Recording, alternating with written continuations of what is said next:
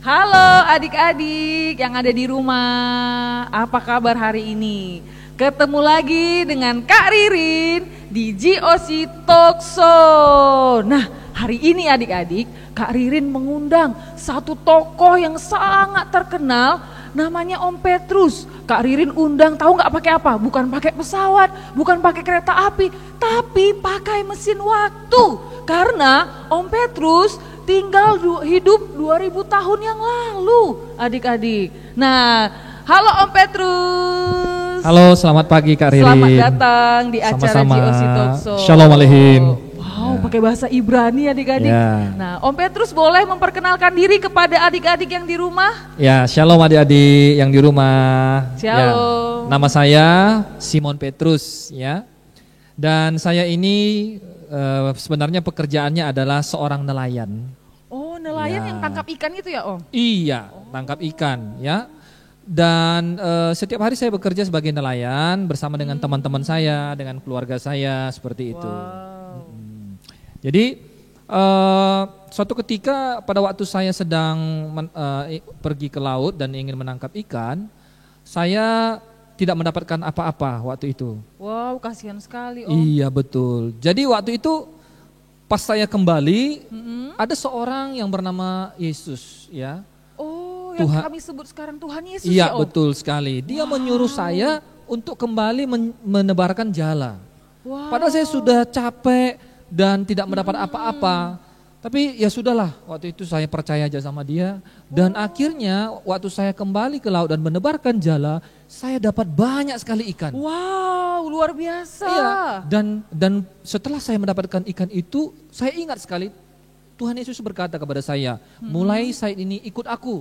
Kamu tidak usah lagi menjala ikan, tetapi menjala manusia. Wow. Artinya Tuhan Yesus waktu itu ajak saya untuk menjadi muridnya dan melayani bersama-sama dengan dia. Jadi itu yang tertulis di Alkitab ya, Om ya? Betul sekali. Wow, Ya. luar biasa Om Petrus. Nah, setelah itu saya mengikut Tuhan Yesus dan luar biasa saya melihat Tuhan Yesus itu melakukan banyak tanda-tanda mujizat. Wow, termasuk itu ya Om, menyembuhkan orang sakit. Iya, saya ingat sekali. Wow, Om lihat sendiri? Saya lihat dengan mata kepala saya sendiri bahwa Ih, Tuhan luar Yesus biasa. menyembuhkan orang yang lumpuh, orang yang sudah pendarahan 12 tahun. Iya, perempuan itu ya Om ya? Perempuan itu.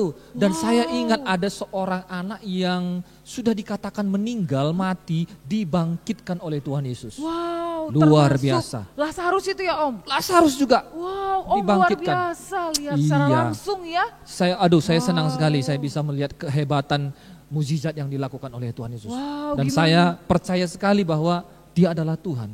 Wow, luar biasa adik-adik. Nah adik-adik yang di rumah, kalau ada yang mau bertanya tentang Tuhan Yesus kepada Om Petrus, boleh bertanya, silahkan hubungi nomor yang di bawah ini.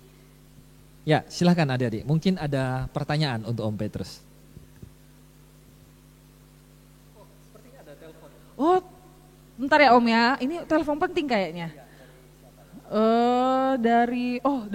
Dari anak-anak sekolah minggu ternyata. Wah, kita buka ya Om. Kira-kira apa pertanyaannya? Halo, nama saya Rian. Rian mau bertanya sama Tante Ririn dan juga sama Om Petrus. Saya dengar Tuhan Yesus mati. Untuk apa ya Tuhan Yesus mati? Tuhan Yesus berkati. Sampai jumpa. Bye-bye. Boleh nih Om, pertanyaannya sangat bagus. Kenapa Tuhan Yesus mati Om? Iya, ini pertanyaan bagus sekali dari Rian ya. Terima kasih Rian sudah bertanya. Memang betul pada waktu itu kami sangat mengharapkan Tuhan Yesus itu bisa menjadi pembebas bagi kami dan Tuhan Yesus itu seorang yang tokoh yang luar biasa hebat. Tetapi satu hal yang mengagetkan kami pada waktu itu adalah bahwa benar Tuhan Yesus itu mati. Tetapi dia mati tujuannya adalah untuk menyelamatkan semua kita manusia yang berdosa. Wow. Kenapa Kak Ririn? Karena Om? upah dosa adalah maut. Oh, Jadi kalau kita berdosa dan kita mati, kita masuk neraka. iya betul. Nah, untuk itulah harus ada yang menggantikan hukuman kita itu. Jadi Tuhan Yesus datang ke dunia ini untuk menggantikan hukuman kita di atas kayu salib dan dia mati di sana. Wow. Dan saya baru memahami, waktu itu saya takut sekali, kami murid-murid takut sekali. Tapi kami mengerti kenapa Tuhan Yesus mati. Jadi itu Kak Ririn. Wow, gimana adik Rian? Puas dengan jawaban Om Petrus? Nah, kita buka pertanyaan yang berikutnya. Ya, Kira-kira terima kasih, Rian. apa pertanyaannya ya? Bagus sekali. Oh, ini ada lagi telepon ya. Ada telepon lagi. Wow, Om Petrus. Coba ya Om ya, kira-kira apa pertanyaannya? Halo, nama saya Devi. Saya mau bertanya sama Tante Lilin dan Om Petrus. Apakah Yesus itu bangkit? Apa artinya? Makasih. Pertanyaannya cukup bagus juga. Berkati. Ya. Apa pertanyaannya, Bu Ririn? Apakah Yesus benar-benar bangkit Om Petrus? Iya. Kan waktu Tuhan Yesus mati, Iya. Om Petrus dengan teman-teman yang lainnya ketakutan. Iya, betul. Karena Tuhan Yesus yang selama ini di samping Om Petrus dan Iya. teman-teman sudah mati. Tapi pertanyaan berikutnya, apakah Tuhan Yesus bangkit? Betul sekali, Steffi ya tadi ya. Iya, Ya, betul dari sekali Steffi. Steffi. Bahwa Tuhan Yesus itu bangkit dari kematian. Dan saya saksi mata sendiri, Steffi. Dan beberapa murid yang lain. Kami melihat bagaimana Tuhan Yesus mengunjungi kami. Selama 40 hari Tuhan Yesus datang dan mengunjungi saya dan juga teman-teman yang lain, murid-murid yang lain. Dan kami sangat kagum dan takjub luar biasa. Ternyata bahwa Tuhan Yesus itu bangkit. Itulah buktinya bahwa dia itu adalah Tuhan dan Juru Selamat. Dia bisa mengalahkan kematian, dia bisa mengalahkan maut. Dan saya lihat sendiri, Steffi, itu di tangannya itu ada bekas paku dan di lambungnya juga. Dan itu ada dulu teman saya namanya siapa itu? Thomas itu ya? Thomas, ya Thomas. Thomas itu langsung meraba itu bekas luka itu. Tangannya Tuhan Yesus. Iya. Wow. Dan saya ingat sekali waktu itu kami itu diajak oleh Tuhan Yesus makan ikan goreng. Wow, enak Luar banget biasa. ya. Jadi dia bukan roh, bukan seperti hantu begitu. Awalnya kami kira dia hantu, tapi setelah kami memegang dia, kami meraba Tangannya, bekasnya itu, kami betul-betul yakin bahwa Tuhan Yesus itu bangkit. Ya. Tepuk tangan adik-adik. Luar biasa, tepuk tangan. Wow, luar Ya. biasa. Berarti Ya. yang Alkitab catat itu tuliskan Betul. benar-benar terjadi Benar, adik-adik. benar. Tuhan Yesus benar-benar mati dan bangkit. Dan bukan hanya saya yang lihat, banyak orang Ya. lihat. Ya, teman-teman saya juga lihat semua. luar biasa. Murid-murid yang lain dia lihat. Wow, luar biasa ya. Nah, adik-adik, kita masih membuka kesempatan bagi siapapun adik-adik yang masih penasaran dan mau bertanya seputar tentang Tuhan Yesus. Oh ya, itu. Masuk lagi. Ada telepon lagi. Cepet juga ya adik-adik Iya. responnya Iya. ya. Luar biasa adik-adik ini ya. Kita lihat. Oh, halo Jaksi Taksa. Nama saya Suge. Saya ingin bertanya kepada Kak Ririn dan Om Petrus. Apa isi pesan Yesus kepada murid-muridnya waktu hendak naik ke surga? Iya. Wow. Tadi apa pertanyaannya? Pertanyaannya ini lebih bagus lagi nih Siapa Om. tadi yang nanya? Si Suge. Suge, oke, ya. Suge bertanya Om, Mm-mm. apa pesan Tuhan Yesus waktu dia naik ke surga? Ya, Suge, bagus sekali pertanyaannya. Ya, jadi pada waktu Tuhan Yesus mau naik ke surga, Tuhan Yesus berpesan kepada kami, ya, pergilah, jadikanlah semua bangsa muridku dan baptislah mereka di dalam nama Bapa, Anak, dan Roh Kudus. Jadi Tuhan Yesus itu menyuruh kami semua murid-murid yang menyaksikan Tuhan Yesus yang sedang naik ke surga adalah untuk bersaksi, untuk memberitakan kabar baik, untuk memberitakan Injil, untuk memberitakan kabar sukacita kepada seluruh dunia. Itulah pesan Tuhan Yesus.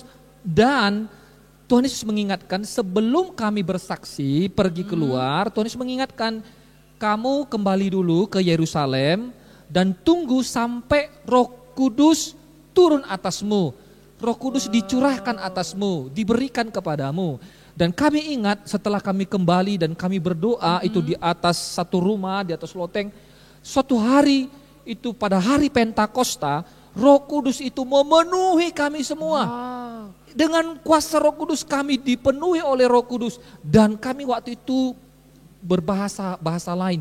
Dan sejak saat itu kami semua punya keberanian untuk bersaksi. Punya keberanian untuk memberitakan Injil, punya keberanian untuk memberitakan kabar baik. Wow, luar biasa. Termasuk Om, saya ingat nih Om Petrus, Ya. di Kisah Para Rasul dikatakan Ya. bahwa setelah pencurahan Roh Kudus, Om Petrus berkhotbah katanya. Iya, betul sekali. Ada Waktu berapa itu orang, setelah kami dipenuhi Roh Kudus, saya itu berkhotbah tentang Tuhan Yesus. Dan tadinya itu saya sebenarnya penakut ya, saya pernah menyangkal Tuhan Yesus ya, waktu Tuhan Yesus mau disalibkan, ada orang bertanya kepada saya dan saya mengatakan, oh saya tidak kenal dia, saya menyangkal Tuhan Yesus 3 kali loh. Kenapa? Waktu saya takut, tapi herannya waktu saya dipenuhi Roh Kudus, saya jadi berani untuk memberitakan Injil. Dan waktu itu ada lebih dari 3.000 orang yang menyerahkan hidupnya kepada Yesus, 3.000 orang yang bertobat.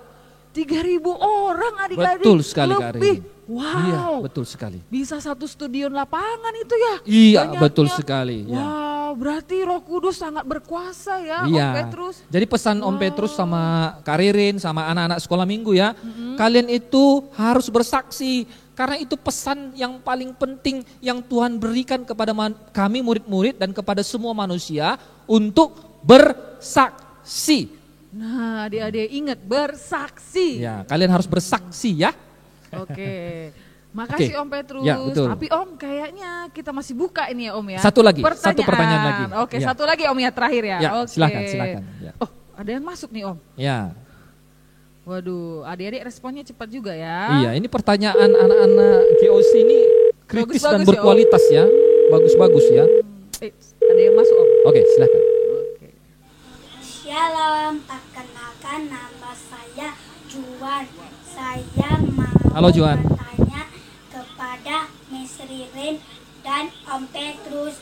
Saya mau bersaksi, tapi tidak tahu caranya. Bantu saya, Miss Ririn dan Om Petrus. Terima kasih, Tuhan memberkati. Shalom. Ya, tadi bisa diulangi pertanyaannya Kak Ririn? Ya, pertanyaannya gini Om. Dia ini, si Juan ini pengen banget bersaksi. Oh, bagus Juan. Ya. Pengen sekali Om. Tapi dia nggak tahu caranya Om. Oh, oke. Gimana tuh, Om? Ya, pertama Juan harus memberikan kesaksian dari teladan hidup Juan. Artinya Juan misalnya ya, kalau di rumah ya sama orang tua, Ya. itu kalau disuruh orang tua misalnya cuci piring atau bersihkan rumah atau bantu orang tua, Juan harus mau bantu. Itu namanya bersaksi lewat kehidupan, lewat juga teladan hidup. Misalnya di teman-teman nggak boleh pelit ya, lalu nggak boleh egois, nggak boleh suka berkelahi, nggak boleh mengejek teman, membuli temannya. Itu nggak jadi kesaksian. Kalau mau jadi kesaksian, hidup kita harus baik, harus hidup sesuai dengan apa yang firman Tuhan katakan, hidup sesuai dengan apa yang Alkitab katakan, apa yang Tuhan Yesus katakan. Itu yang pertama. Nah, yang kedua, kita juga bisa bersaksi kepada teman-teman kita tentang kebaikan Tuhan di dalam hidup kita. Ya, misalnya misalnya adik-adik pernah sakit, ya, lalu adik-adik berdoa sama Tuhan Yesus, Tuhan sembuhkan saya, atau mungkin orang tuanya sakit, adik-adik berdoa, Tuhan sembuhkan orang tua saya. Ternyata mujizat terjadi dan dia disembuhkan. Nah, itu bisa disaksikan, atau kalian bisa bersaksi, oh Tuhan Yesus itu baik, bahwa Tuhan waktu saya takut, waktu saya sedih, waktu saya sendiri, Tuhan menghiburkan saya. Kita bisa bersaksi kepada orang lain seperti itu. Dan juga kita juga bisa menceritakan kepada orang lain, kepada teman-teman kita, bahwa Tuhan Yesus itu adalah Tuhan yang datang ke dunia ini untuk menyelamatkan manusia. Ya, jadi kita ini manusia kan berdosa. Ya, Om. Dan kita ini terpisah dari Tuhan oleh karena dosa. Jadi dosa yang memisahkan kita dari Allah. sehingga manusia berbuat dosa, berbuat jahat. Dan kita yang berdosa ini seharusnya kalau kita berdosa, kita mati, kita itu binasa, mati masuk neraka. Makanya oleh karena Tuhan begitu sayang kepada kita, Tuhan Yesus datang ke dunia ini untuk memberikan hidupnya, nyawanya, mati di atas kayu salib, menebus dosa-dosa kita supaya kita diselamatkan. Kita bisa katakan itu kepada orang lain. Kalau kamu mau diselamatkan dari dosa-dosamu, kalau kamu mau diampuni dari dosa-dosamu, percaya sama Tuhan Yesus, mengaku dosa kepada Tuhan Yesus, dan ajak dia ke gereja, ajak dia berdoa, ajak dia baca firman Tuhan, dan ajak temanmu mengenal Tuhan Yesus. Ya. Luar biasa. Seperti Om Petrus dan juga murid-murid yang lain. Saya ingat ada teman-teman murid Om Petrus itu pergi ke India, pergi ke daerah-daerah lain, ke Arab dan lain ke tempat-tempat yang lain. Mereka pergi memberitakan Tuhan Yesus di sana dan mengajak orang untuk percaya kepada Yesus supaya mereka diselamatkan. Itulah caranya bersaksi kepada siapa saja. Wow, sama ini teman adik-adik yang di rumah kayak Om Petrus nih, udah pelayanan. Om Petrus juga nggak mengalami kesulitan ya Om ya katanya. Oh iya, banyak tantangan ya Om. Banyak tantangan, kadang-kadang takut juga bersaksi.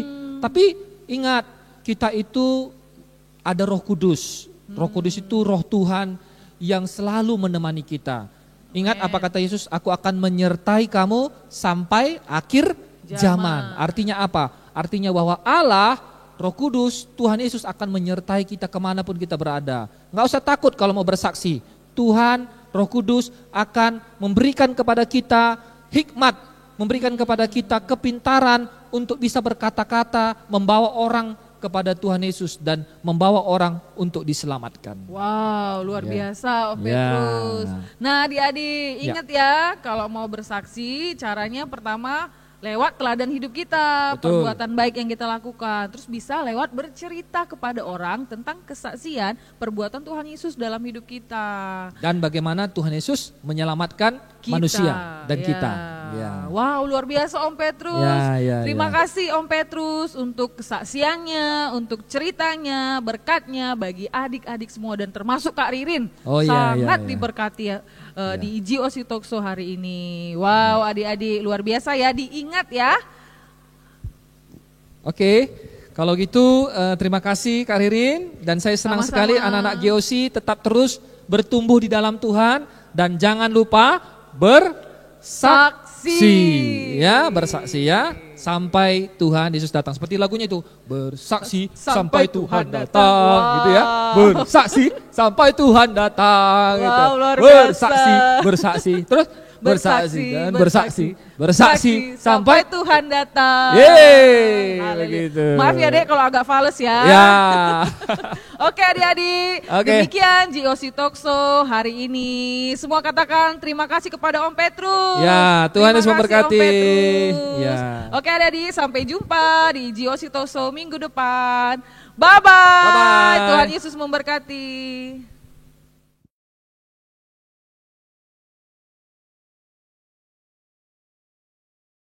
Shalom teman-teman, nama saya Justin. Saya ingin bersaksi tentang kebaikan Tuhan dalam hidup saya.